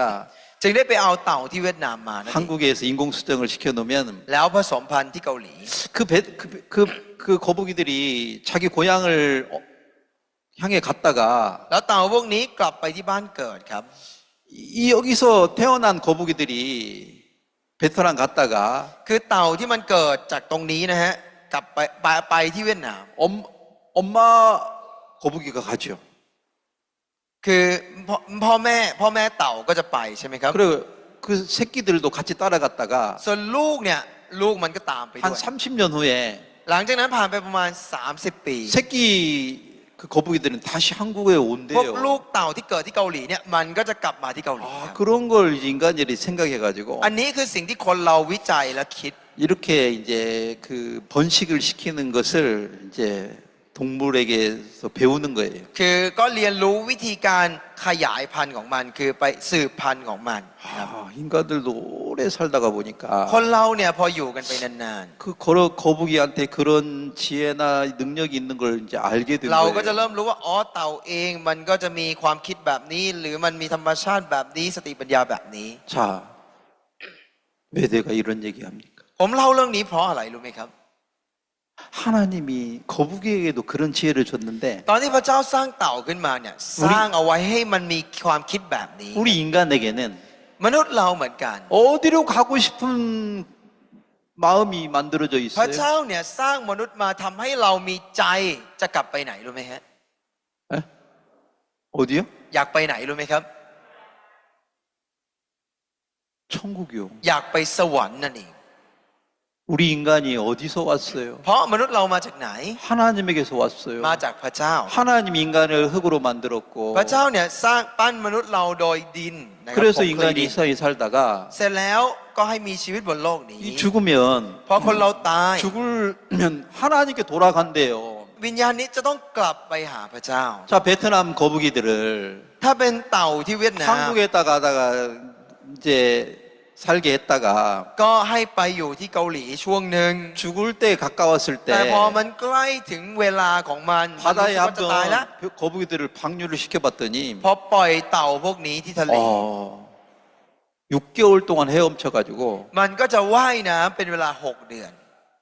베트남 자기 고향에 딱 กลับ 가더래요. ไปที่บ้านเกิดที่เวียดนามครับ 이야, 신기하죠? แปลกประหลาดมาก 그것처럼 เช่นกันครับ 우리 인간도 คนเราเหมือนกัน 어디로 가야 가장 평안해요? ไปที่ไหนถึงจะสงบสุขที่สุด 하늘나라에 가야 거기서 제일 평안한 ก็ 거라. คือตอนที่ไปสู่แผ่นดินสวรรค์มันจะสงบสุข 자, 사람들도 해외에서 일하다가 늙으면 자기 고향에 묻히고 싶어요. คนส่วนใหญ่จะเป็นยังไงอย่างเช่น ต่อให้ไปทำงานเมืองนอกไปต่างประเทศ พอถึงเวลาวัยที่สูงอายุแก่หน่อย ก็รู้สึกอยากกลับประเทศรู้สึกอยากตายในประเทศอยากเผาที่นั่นฝังที่นั่นใช่ไหมครับ 그런 마음 인간에게 있어요. มนุษย์เราจะมีใจอยากกลับถูกไหมครับ 있어요. มันจะมีใจแบบนั้น 그것처럼 มันเหมือนอย่างนั้นเลย 우리 인간들은 คนเราเนี่ยนะครับ 어디를 가고 싶어하니? มันจึงมีใจอยากไปไหน 영원한 곳. อยากไปสู่ที่ที่เรียก 자, ว่านิรันดร์ 그래서 กาล 이게 전도서 3장 11절에 이 말씀이 พระ 그거예요. คำปัญญาจารย์บทที่ 3 ข้อที่ 11 จึงบอกอย่างนี้ 하나님이 모든 것을 지으시되 때를 따라 아름답게 하셨고 บอกว่าพระเจ้าเนี่ยได้ทรงกระทำให้สรรพสิ่งงดงามตามฤดูกาลของมัน 사람에게는 뭘 사모하는 마음을 줬다고요? แล้วพระเจ้าก็ได้ทำอะไรกับมนุษย์ไว้นะครับ 영원한 것을 사모하는 บรร 마음. จุนิรันดร์การไว้ในจิตใจของมนุษย์ 이런 마음을 하나님이 주셨대요. คือพระเจ้าได้ให้ใจกับมนุษย์อย่างหนึ่งคือต้องการความนิรันดร์ 여러분 마음에도 ในใจของคนเราเนี่ย 이런 마음이 있다는 거예요. มันจะมีใจนี้อยู่ทุกคน 아, 나 예수님 믿는 거 싫어. บางคนอาจจะคิดอ๋อเยซูอะไรกันไม่อยากจะเชื่อไม่อยากฟัง 그건 여러분 생각이고 นั่นอาจจะเป็นความคิดของเรา 모든 사람들이 แต่คนทุกคน 예수님을 만나고 싶은 거예요. จะมีใจที่จริง ๆ แล้วอยากจะพบพระเย 예수님의 ซู 사랑을 받고 싶은 หรือ 거예요. อยากจะได้รับความรักนั้น 이게 하나님 인간 속에 넣어준 마음이에요. เพราะมันเป็นใจที่พระเจ้าเนี่ยสร้างเอาไว้ใส่ไว้บรรจุไว้ในมนุษย์ 다시 얘기합니다. พูดอีกครั้งก็คือ 거북이에게 พวกเต่า 야, 자기 고향으로 돌아가는 그 지능, 본능을 하나님이 거북이에게 준 พระ 거예요. เจ้าเนี่ยได้บรรจุสัญชาตญาณที่เรียกว่าการกลับไปสู่บ้านเกิดไว้ในตัว 야, 바닷속에 들어갔는데 เมื่อมันลงไปในทะเล 우리가 생각했을 때는 바닷속에 들어가 죽을 것 같은데 ดูเหมือนว่าอุ๊ยถ้าลงไปอยู่ทะเลนานๆแบบนี้มันจะตายหรือเปล่า 어떻게 베트남까지 가겠나? มันจะไปถึงเวียดนามได้ไง 에이, 못 가. เฮ้ยไปไม่ได้หรอก 우리는 그렇게 생각하는데 ใช่ครับถ้าไม่เคยทดลองเราก็จะคิดอย่าง 아니 นี้ 신기하게도 그 แต่ 한국에서 방류를 시켜보니까 พอลองปล่อยดูจริง ๆ จากเกาหลี 아 베트남까지 가더래. โอ้โหมันไปถึงเวียดนาม 야 바다도 깊고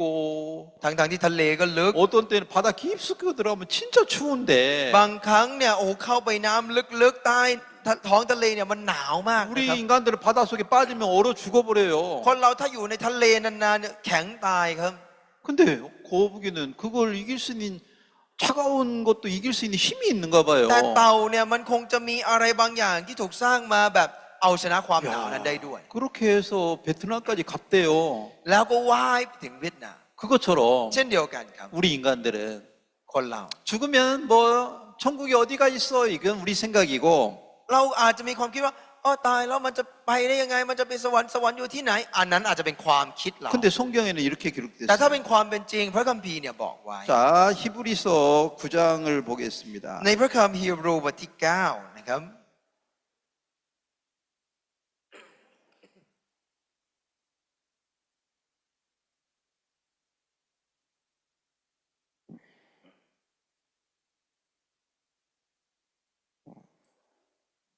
히브리서 9장에 또 말씀. 한 번 죽는 것은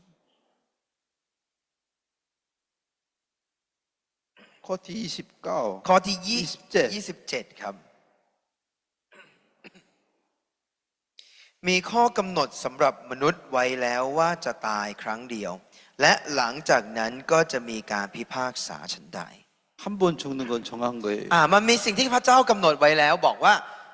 การตายครั้งหนึ่งเนี่ยถูกกำหนดไว้แล้ว 이게 무슨 말이에요? แปลว่าอะไรครับ 육체가 죽는 건 정한 거예요. คือการที่ร่างกายเราตายแบบนี้มันถูกกำหนดไว้แล้วว่าต้องตายครั้งหนึ่ง 모든 사람 다 죽어요. คนทุกคนยังไงก็ต้องตายแบบนี้ 근데 그 후에 แต่บอกว่าอะไรด้วยหลังจากนั้น 끝이 아니고 คือมันจะไม่จบตรงนี้ 뭐가 있다고요? แต่หลังจากนั้นจะมีอะไร 깜피 박사가 จะ 있대요. มีการพิพากษา 네가 죄를 네 마음대로 짓고 살고 죄 사함을 받지 않았다면 สมมุติว่าเธอใช้ชีวิตตามใจเธอใช้ชีวิตทำบาปแล้วเธอไม่ได้รับการล้างบาป 심판을 받는 거야. เธอก็ต้องถูกพิพากษาแล้วล 그래, ง 네 โทษ 마음대로 살 수 있는 건 자유야. โอเค มันเป็นเรื่องของเธอ เธอจะใช้ชีวิตตามใจคิดยังไง 네가 มันก็ 뭐 เป็นอิสระ 간음을 하든 마약을 โอ 하든 เค เธอจะไปร่วมประเวณีจะไปเสพยาจะไปทำอะไร มันเป็นเรื่อง 네 ของเธอ 마음대로 살아. ใช่ได้ทำตามใจ 그러면 ได้ 심판을 받아야 돼. แต่ก็ต้องถูก พิพากษาตามนั้นด้วยนะ 사람 죽이면 끝입니까? คือคนเราตายแล้วจบเลยหรือเปล่า 아니에요. ไม่ใช่ 심판받아야 돼요. ต้องมีการพิพากษานั่นเอง 재판을 한다고 심판받아가지고 เหมือนเราไปขึ้นศาลเนี่ยมันจะมีผู้พิพากษาเขาจะมาพิพากษา 감옥에 เรา 10년을 살든 20년을 sal든 เขาก็จะมาพิพากษาว่าอ๋อโทษของคุณเนี่ยต้องติดคุก10 ปี 20 ปีนะ 그렇게 심판이 คือมัน 있잖아요. จะมีการพิพากษานั่นเอง 자기가 마음대로 살 수는 있지만 ใช่ครับเราจะทำอะไรก็ได้ครับตามใจเรามันได้แล้วแต่ 그건 심판이 있대요. แต่มันมีความรับผิดชอบตามมาคือมันมีการพิพากษา 성경도 그렇게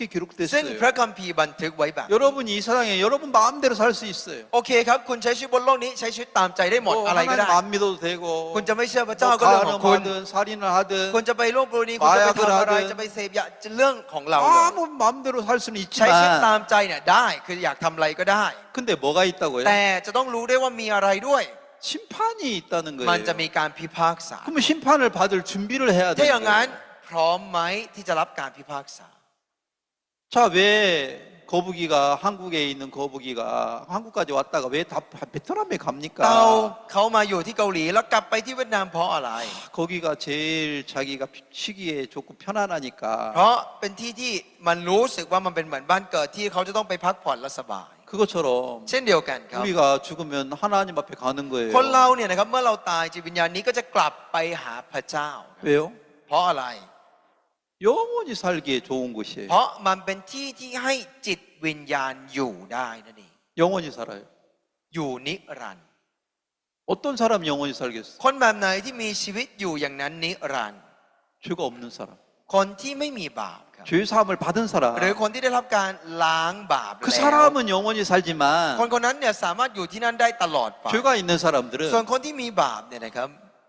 천국에 영원히 못 살고 ก็จะไม่สามารถอยู่ในที่ที่เรียกว่าสวรรค์นิรันดร์ได้ 지옥에 가야 되는 จะต้อง 거라 ไปอยู่อีกที่หนึ่งที่เรียกว่านรกนั่นเอง 하나님이 구분을 พระ 시키겠다는 เจ้าก็จะ 거죠. แยกคนออกไปแบบ 자유라는 것은 항상 책임이 뒤따르는 거예요. เราก็ต้องรู้ด้วยว่าความเป็นอิสระมันมีสิ่งที่เรียกว่าความรับผิดชอบตามมาด้วย 자유롭게 살아놓고 책임을 안 받겠다는 것은 คือเราจะใช้ชีวิตตามใจเป็นอิสระเรื่องของฉันแต่ว่าบางคนบอกโอ้ฉันจะไม่รับผิดชอบ 그럼 방종하고 타락하면서 살았던 อันนั้น 거예요. เนี่ยเป็นชีวิตที่ถือว่าเสื่อมทรามมากๆครับ 자유롭게 산 게 아니에요. มันไม่ใช่มันไม่ได้แปลว่าคุณอยู่อย่างอิสระครับ 진짜 자유롭게 사는 사람들은 คนที่ใช้ชีวิตอย่างเป็นอิสระจริงคือ 그걸 책임을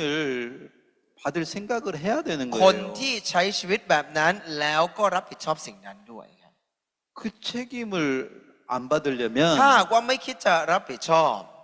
예수님을 믿어야 된다는 거예요. ถ้าอย่างนั้นสิ่งที่สำคัญก็คือว่าจะต้องมีพระเย 그 죄 ซู 때문에 내가 지옥에 คือ 가는데 เพราะว่าบาปนั้นความผิดนั้นเราจะต้องไปนรก 그 แน่ 죄 사함을 받게 해주는 분은 ๆแต่ 예수님이라는 ผู้ที่จะค 거예요. อยช่วยเราได้จากตรงนั้นก็คือมีคนที่ชื่อพระเยซู 그래서 우리가 예수님을 믿는 부분을 얘기하는 แล้วนั่น 거예요. ก็คือเหตุผลที่คนเชื่อพระเยซูนั่นเอง 교회를 떠나서 มันไม่ใช่เรื่องของโบสถ์คริสตจักรอะไรอย่างนี้ 여러분 마음에 있는 죄가 사해지려면 แต่เรื่องสำคัญคือบาปที่อยู่ในใจของเรา 그 예수님을 믿는 거예요. ถ้าหากว่าเราจะลบล้างบาปนั้นก็คือต้องมีพระเยซูที่ช่วยเรา 내가 뭐 암에 걸렸다면 สมมติว่าผมเป็นโรคมะเร็ง 절에서 운영하는 병원이라 있다면 거기밖에 없다면 거기 가서 나와야 돼요. ผมก็จะต้องไปโรงพยาบาลสมมติว่าในประเทศไทยมีแต่โรงพยาบาลพระสงฆ์อะไรอย่างเงี้ยนะครับ ผมก็ต้องไปอยู่ดีเพื่อรักษามันไม่เกี่ยวว่าผมเป็นคนพุทธหรือเปล่า 어디 가서라도 내가 병만 나올 수 คือเพราะ 있다면 เป้าหมายเราก็คือการหายจากโรคมันต้องหายจากโรค 그곳에 가야 돼요. เราก็ต้องไปไม่ว่าที่นั่นมันจะเป็นที่ไหน 여러분 여기서 오는 이유는 พูดง่ายๆเรามาอยู่ที่นี่เรามาฟังพระคำ 죄 แบบนี้ 사함 받는 것 때문에 오는 จุดมุ่งห 거예요. มายเราไม่ได้มีเรื่องอะไรอย่างอื่นเลยจุดมุ่งหมายเราคือเพื่อเราจะได้ล้างบาปหรือฉัน 근데 ได้รับการชำระบาป 사람들은 진짜 어떤 마음을 지금 품고 사는지 ตอนนี้คนเราใช้ชีวิตอยู่โดยมีจุดประสงค์อะไรมีใจแบบไหน 내 마음에 당한 마음만 품고 사는지 เรามีใจที่ลามกอยู่ 그것을 품고 세상을 산다면 คือเราโมวแต่เก็บใจนี้ไว้ 심판을 받을 거예요. ถ้าอย่างนั้นก็จะเจอกับการพิพากษาแค่นั้น 자, 저는 좀 더 얘기하고 싶은 게 สิ่ง 뭐냐면 ที่ผมอยากจะพูดต่อจากตรงนี้อีกนิดหนึ่งก็คือ 인생은 뭐와 같아요? ชีวิตของคนเราเป็นเหมือนอะไร 인생은 누가 운전을 해서 가고 있습니까? ชีวิตของคนเราเหมือนคนขับรถ 여러분이 운전해 가지고 가고 있습니까? อยู่ที่ว่าใครขับเราขับหรือเปล่า 아, 좋은 직장, 좋은 학교, 좋은 집 이런 걸 막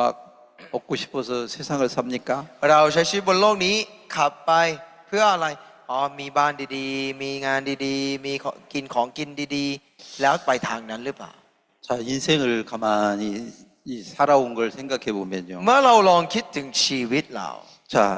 사람들은 자기가 자기 인생을 살고 있다고 생각합니다. คนเรามักจะคิดว่าเรากำลังใช้ชีวิตของเราอยู่ 아, 내 인생 내 อ๋อ 거야. ชีวิตนี้มันเป็นของฉัน 내가 원하는 대로 사는 거야.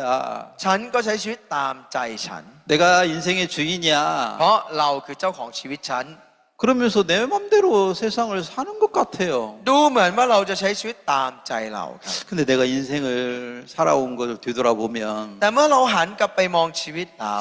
내가 내 인생을 내 맘대로 사는 것 같은데 เราจะเห็นว่าดูเหมือนเราจะใช้ชีวิตตามใจเรานะครับ 뒤돌아보면 แต่เมื่อหันกลับไปมองดู 내 인생을 내가 산 게 아니고 เราจะรู้เลยว่าอ๋อชีวิตนี้มันไม่ใช่เราใช้ชีวิต 어렸을 때는 ตอนเราเด็ก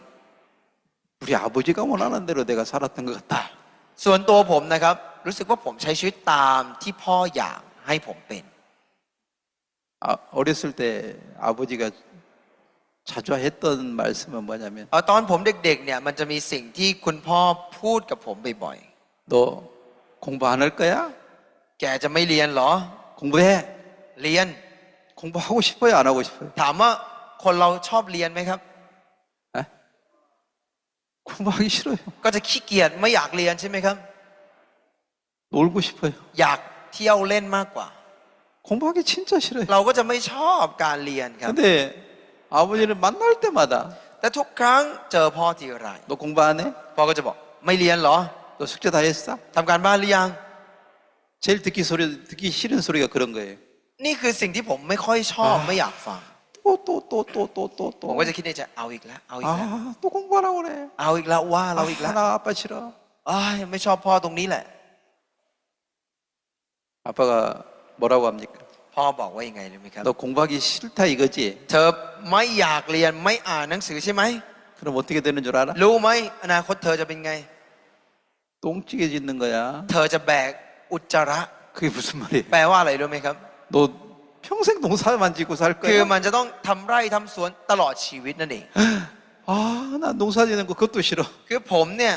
ก็ไม่ชอบไม่อยากจะทำ 아, อะไร 농사 짓는 거 너무 힘들어. มันเหนื่อยครับมันดูลำบาก 가끔 아버지 어머니 따라서 농사 짓는데 เพราะ 가보면 บางครั้งผมก็ตามคุณพ่อคุณแม่ไปทำสวนทำไร่ 너무 힘들어요. มันเหนื่อยมาก 막 하루 종일 막 이 벼 심는 거 이렇게 심어 คือ 보면요. ที่ไปดำนาผมก็ไปดำนาทั้งวันเนี่ยดำ 막 ไป 허리가 부러지는 것 같아. โอ้โหไปก้มอยู่อย่างงี้จนปวดหลังมาก 아, 내가 평생 동안 이런 일을 해야 แล้วผมก็ 되나? คิดว่าผมต้องทำอย่างนี้ทั้งชีวิตเลยเหรอ 그래서 제일 무서웠던 게 สิ่งที่กลัวมากๆเลย 너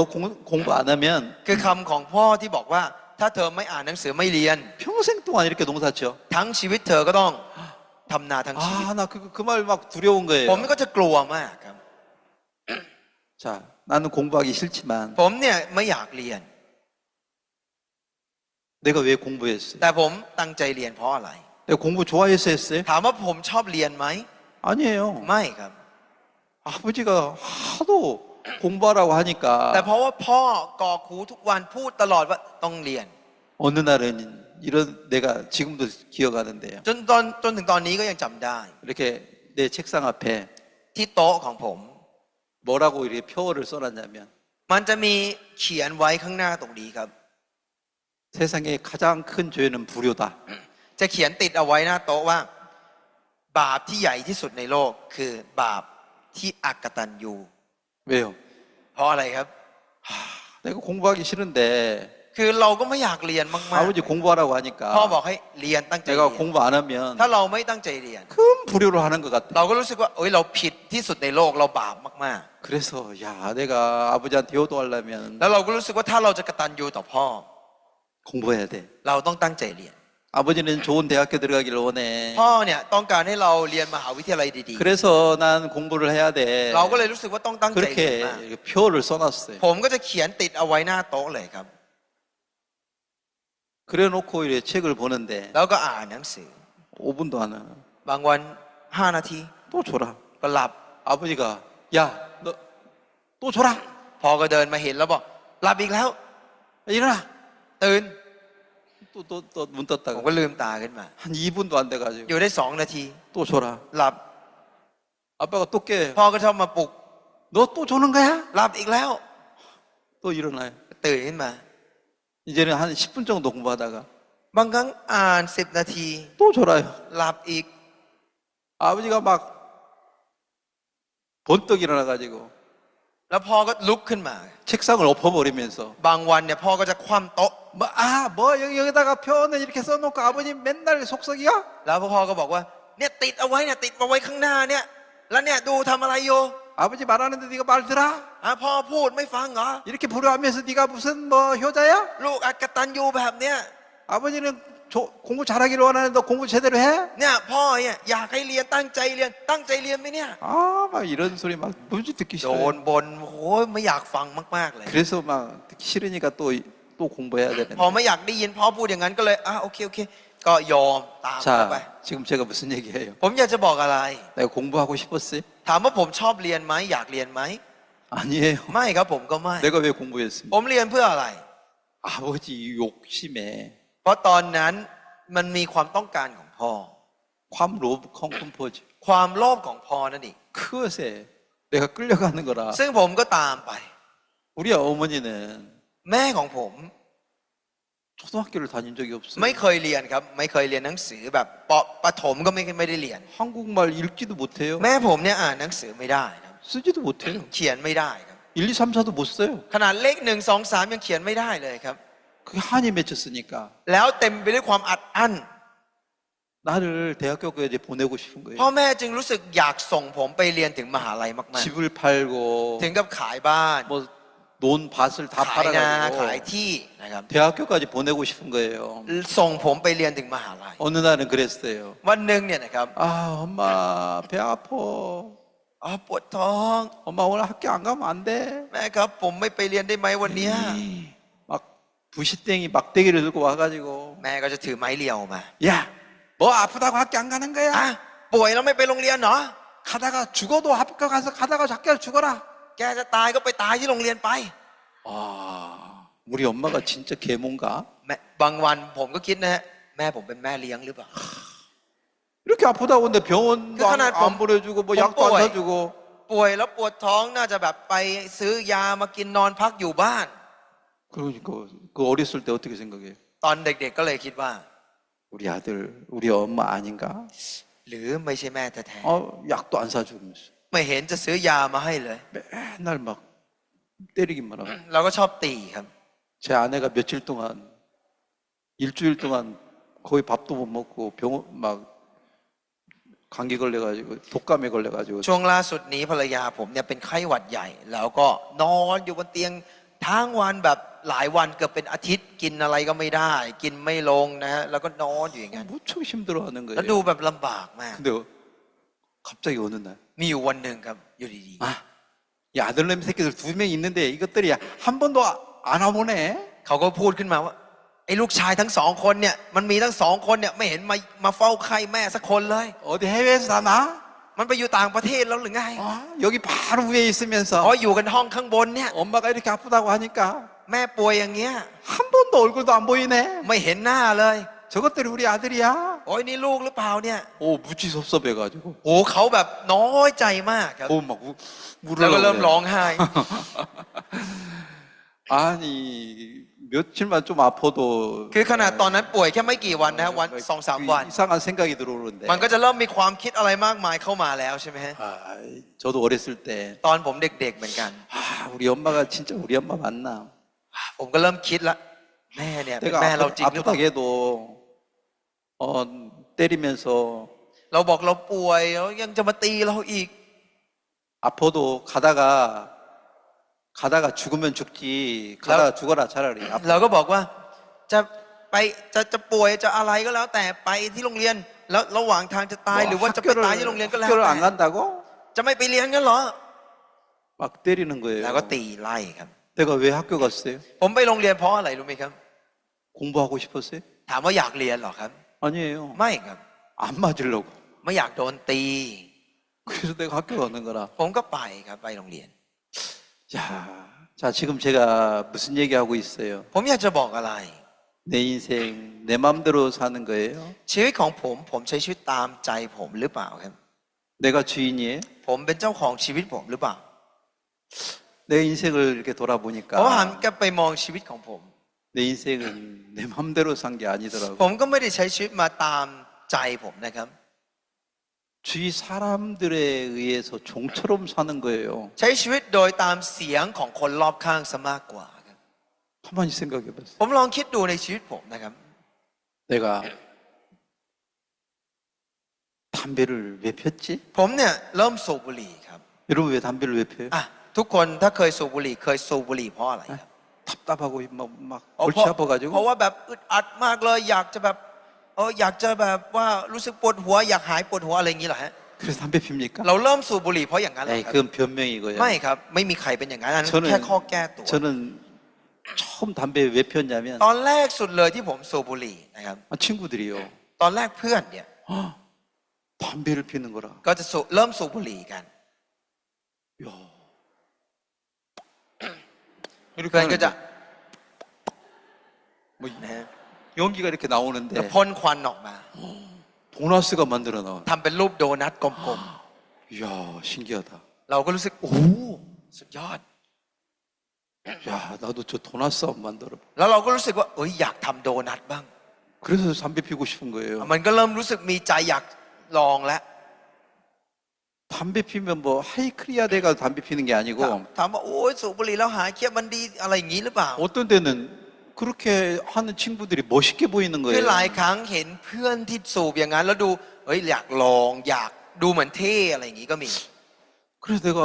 담배를 한번 펴보려고 그랬는데 ผมก็เคยลองพยายามลอง พอ 펴보니까요. ลองตอนแรกนะครับ 코가 막 아니 연기가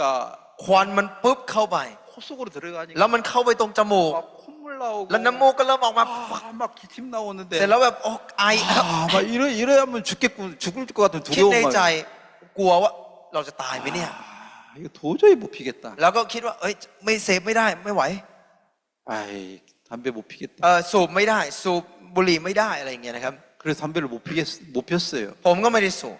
근데 어느 날 친구가 그러는 แต่ 거라. วันหนึ่งเพื่อนเดินมาบอกอีก 너 왜 담배 안 피는 거야? แกไม่สูบเหรอ 아이 못필 줄 모른다는 말하면 창피하니까 ไม่กล้าพูดว่าสูบไม่เป็น หรือว่ามันไอหรืออะไรอย่างงี้คือมันรู้สึกอายเพื่อน 에이 난 별로 안 좋아해. เราก็จะบอกไม่ได้ชอบ 야 거짓말하지 마. เพื่อนก็บอกไม่ต้องโม้เลยไม่ต้องโกหก 야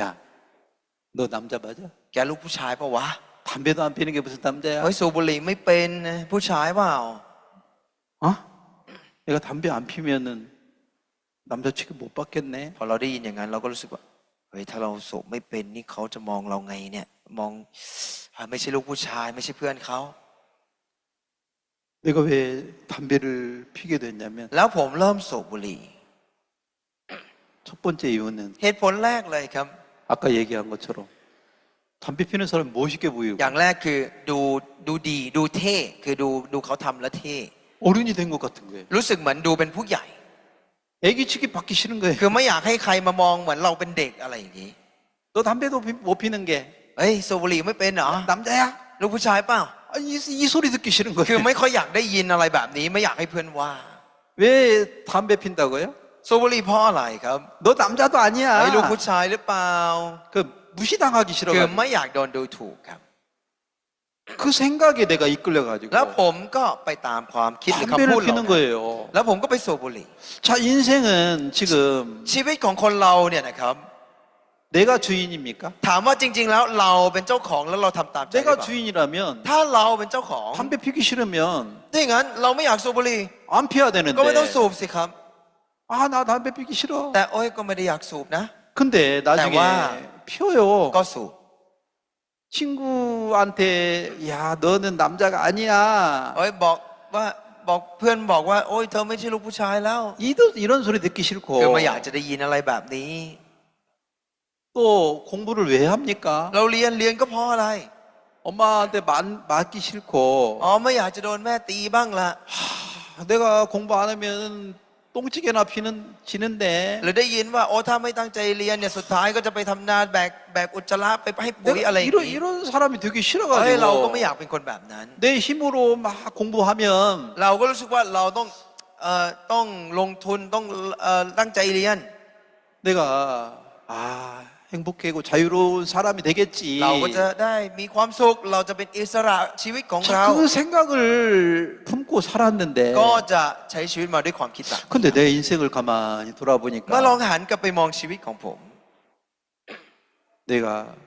내 인생의 주인이 ผม 아니었고 เริ่มได้เห็นว่าอ๋อที่จริงไม่ใช่ผมที่เป็นเจ้าของชีวิตเลย 욕망이 แต่เป็นความโลภ 종이 되어서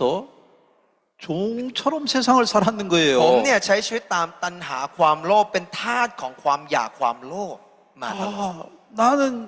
담배 피기도 싫고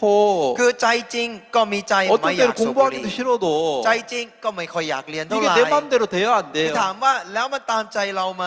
안 되는 거예요. มันไม่เป็นดั่งใจเราหรือตาม 그러면 ใจ 나는 เรา 지금 욕망의 종이 되어서 ที่จริง 끌려가고 แล้ว 있는 เราใช้ 거예요. ชีวิตเป็นทาสของสิ่งที่เรียกว่าตัณหาหรือความโลภ 인생을 살아와 보니까 พอใช้ชีวิตมาเรื่อยๆครับ 왜 이렇게 살게 됐나? เราลองคิดดูว่า 자, ใช้ชีวิ 다시 ตแบบนี้เพราะอะไร 제가 얘기 오늘 지금 하는 것은 ในนี้สิ่งที่ผมกำลังบอกนะครับ 자, 전도서 우리가 2장으로 다시 넘어가겠습니다. เราลองย้อนกลับไปดูตอนแรกคือปัญญาจารย์บทที่สอง 솔로몬이라는 사람에 대한 얘기입니다. ซึ่งเป็นเรื่องราวของคนที่ชื่อว่าซาโลมอนนะครับ 자, 2장 1절을 먼저 บท 읽겠습니다. ที่สองข้อที่หนึ่งนะครับ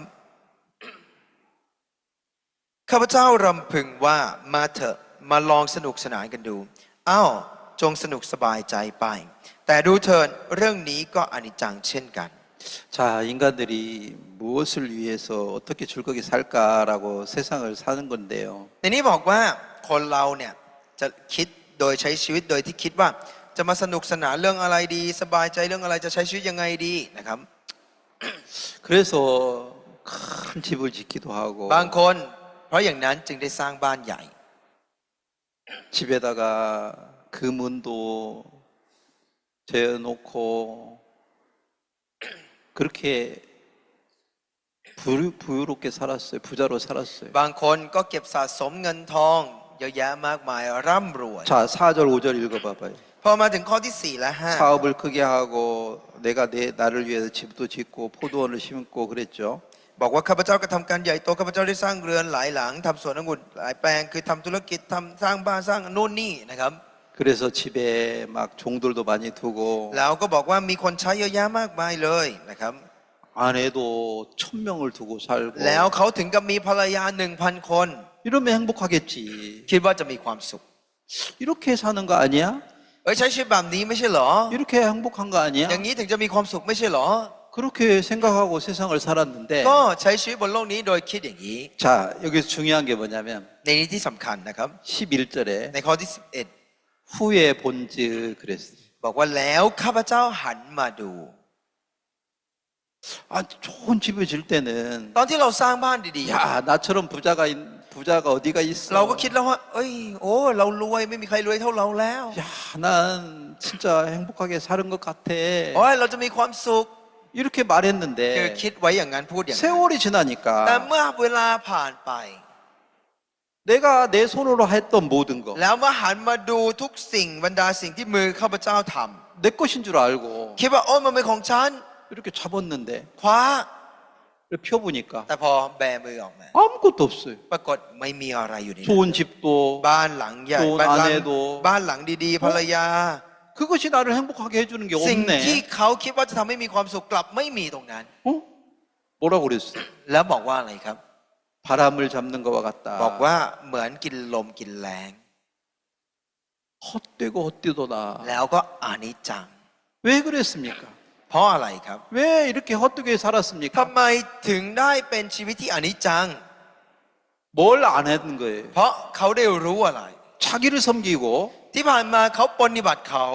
욕망의 종이 되어 ใช้ 살았으니까 ชีวิตโดยเป็นทาสของสิ่งที่เรียกว่าตัณหาความโลภ 아무것도 손에 없는 거예요. เพราะฉะนั้นมันไม่มีความหมายไม่มีความสุขอะไรเลย 다시 얘기합니다. พูดอีกครั้งก็คือ 인간의 본분은 뭐예요? หน้าที่ของคนเราคืออะไรนะครับ 하나님을 섬기는 일을 해야 การยำเกร 되는데 งพระเจ้าหรือปฏิบัติพระเจ้านั่นเอง 하나님을 섬겨야 돼요. คือเราจะต้องปฏิบัติพระเจ้า 근데 그 일은 안 했어요. แต่หน้าที่เราไม่ท 어떤 일만 ำ 했어요? แล้วไปทำแต่อะไร 자기만 섬겼어요. ปฏิบัติตัวเอง 육체의 쾌락물을 위해 살았어요. คือใช้ชีวิตเพื่อกิเลสตัณหาเนื้อหนังความต้องการ 그러면 인간은 종처럼 사는 ถ้าอย่าง 거지. นั้นมนุษย์เราคือใช้ชีวิตเป็นทาสของมัน 욕망이 나를 끌고 간다 พูดง่ายๆคือ 건지. ตัณหาความโลภเนี่ยลากเราไปเหมือนเราเป็นทาส 내가 인생다운 인생을 사는 게 แต่ที่จริง 아니다. เราไม่ได้ใช้ชีวิตด้วยความเป็นมนุษย์จริง 인간의 본분은 뭐예요? ๆ มนุษย์เราจริง ๆ หน้าที่ความเป็นมนุษย์คืออะไร 하나님을 섬기는 คือ 거예요. การปฏิบัติพระเจ้าหรือยำเกรง 근데 พ 그 ระ 일은 เจ้า 하나도 안 했어요. แต่สิ่งที่เราควรจะเป็นกลับไม่ได้ 내가 23살까지 ผมอายุจนถึง 23 성경을 읽어본 적도ผมไม่เคย 없고 อ่านพระคัมภีร์ 교회를 가본 적도 ผมไม่เคยไป 없고 โบสถ์ 뭘 위해 살았어요? 무엇을 위해 살았어요? แล้วใช้ชีวิตอยู่มาเพื่ออะไร 육체의 쾌락을 เพื่อ 위해서 ตัณหาเนื้อหนังทั้งนั้น 욕망을 위해서 เพื่อกิเลสตัณหาความ 노예처럼 โลภ 노예처럼 ใช้ 살았는데 ชีวิตเป็นทาสมัน 돌아보니까 เมื่อหันกลับไปมองดู 아무것도 없어요. สุดท้ายไม่มีอะไรอยู่ในนั้น 헛되고 헛됐어요. สุดท้ายคืออนิจจังและอนิจ 왜 จัง 헛된 거예요? ทำไมจึงอนิจจังครับ 하나님을 섬겨야 되는데 เพราะจริง ๆ แล้วหน้าที่ของเราคือปฏิบัติพระเจ้า 하나님 안 섬기고 แต่ไม่ได้สนใจพระเจ้าเลย 육체의 욕망을 따라서 살아가지고 ใช้ชีวิตมาโดยตามความโลภตัณหาของเนื้อหนังเท่านั้น 그렇게 헛된 거예요. จึงรู้สึกอนิจจังนั่นเอง 다시 얘기합니다. พูดอีกครั้งนะครับ 우리 인간이 뭘 몰라. 위해 살아야 돼요? คนเราจะมีชีวิตอยู่เพื่ออะไร 하나님을 섬기고 살아야 돼요. ใช้ชีวิตปฏิบัติพระเจ้า 하나님께 돌아가야 돼요. กลับไปสู่พระเจ้านั่นเอง 근데 여러분이 여전히 욕망을 위해 산다면 ถ้าหากว่าเราใช้ชีวิตเพื่อตามตัณหาความโลภ 짐승이에요. เราก็จะใช้ชีวิตเหมือนกับสัตว์เดรัจฉานนั่นเอง 인간은 짐승과 달라요. มนุษย์แตกต่างจากสัตว์เดรัจฉาน 짐승에게는 영혼이 없어요. สัตว์เนี่ยมันไม่มีจิตวิญญาณ 하늘나라에 가는 것도 없어요. มันไม่มีสิ่งที่เรียกว่าสวรรค์หรอก 죽으면 그냥 흙으로 돌아가요. สัตว์เนี่ยมันตายก็ตายเฉยๆมันกลับเป็น 근데 ดิน 인간은 แตกต่างจากมนุษย์เรา 하나님 앞에 서서 มนุษย์เรายืนต่อหน้าพระเจ้า 심판을 받는 거예요. แล้วรับการพิพากษา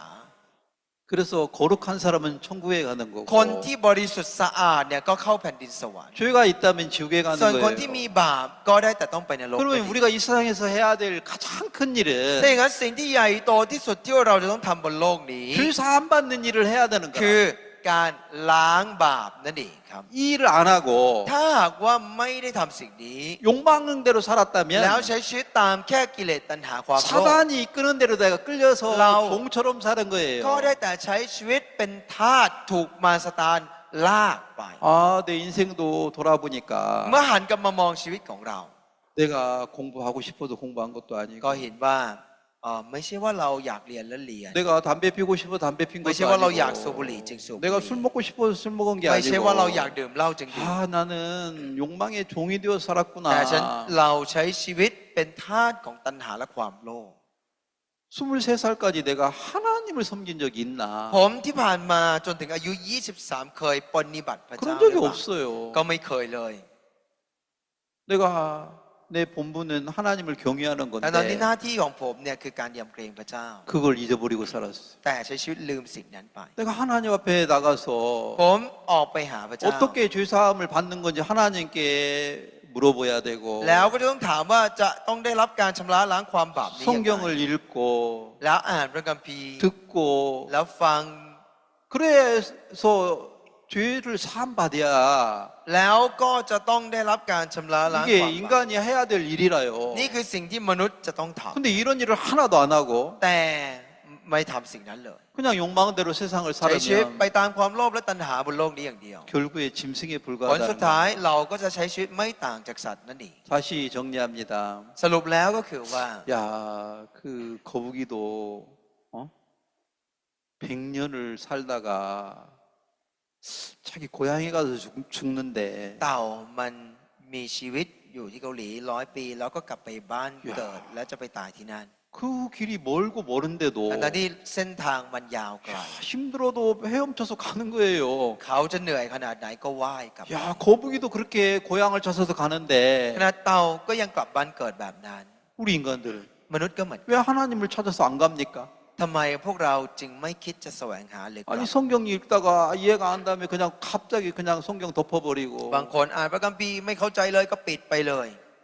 에이 성경 어려워 เพราะพระคัมภีร์ยาก 말씀 듣기 싫으면 อ๋อ 듣기 ฟังพระ 싫고 คำโอ้ไม่เข้าใจไม่อยากฟังก็ไม่ฟัง 아니 이게 얼마나 이게 귀한 거고 해결해야 될 문제인데 ทั้งที่จริงๆเป็นเรื่องที่มีค่ามากๆ และเป็นปัญหาที่เราจะต้องแก้ยังไงก็ต้องแก้ 뭐 암 걸렸는데 수술한다고 아프다고 그러면 수술 안 하렵니까? เราเป็นโรคมะเร็ง เราบอกผ่าตัดกลัวเจ็บแล้วไม่ผ่าอย่างนี้หรอครับ 그런 사람 있어요? จะมีใครทำอย่างนั้นไหมครับ 아파도 ถึงจะเจ็บ 수술해야 돼요. แต่ก็ผ่า 그것처럼 เช่นกันครับ 이 성경이 잘 이해가 안 พระคัม 가도 ภีร์บางครั้งไม่เข้าใจเลย 또 드려야 되고 때가 또 물어보고 ถามครับ 이래야 해야 이게 이 문제가 해결이 되지. มันถึงจะแก้ไขหรือรักษาได้ 그냥 내버려 둔다고 해서 ไม่ใช่ปล่อยทิ้งเอาไว้อยู่อย่างนั้น 이게 해결이 되는 거 แล้วมันจะ 아니라는 거예요. แก้อะไรในชีวิตได้ครับ 자, 오늘은 여기까지 วัน 하겠습니다. นี้ก็อยากจะแบ่งปันเท่านี้ 우리 นะครับ 점심 식사하고 ครับ 알겠습니다. ก็จะประมาณนี้นะครับ